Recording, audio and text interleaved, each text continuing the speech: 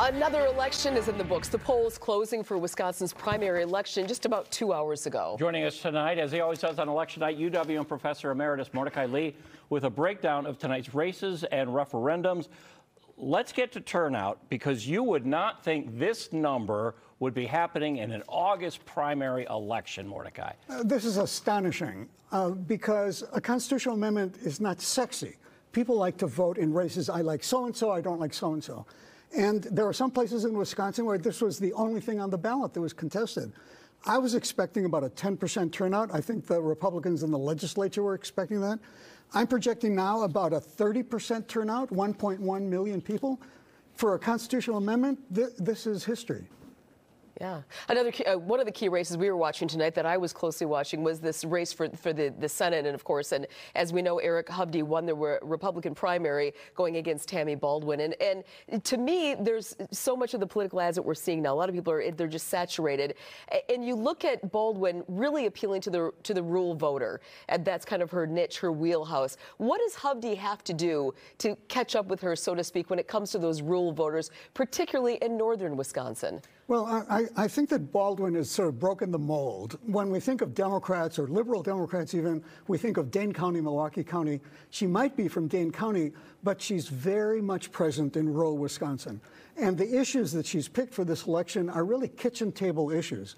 So if we're talking about a blue-collar, a pink-collar family in rural Wisconsin, she's talking about things they care about. She's talking about fentanyl. She's talking about $35 for insulin. And I think that's what makes her unusual as a Democrat. And here comes Hovde, and he's talking about immigration. Now, people in rural Wisconsin might want a secure border, but is this a kitchen table conversation?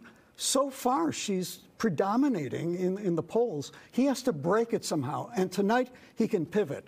No more primaries. We don't have to worry about that. He really has to break through. He hasn't yet.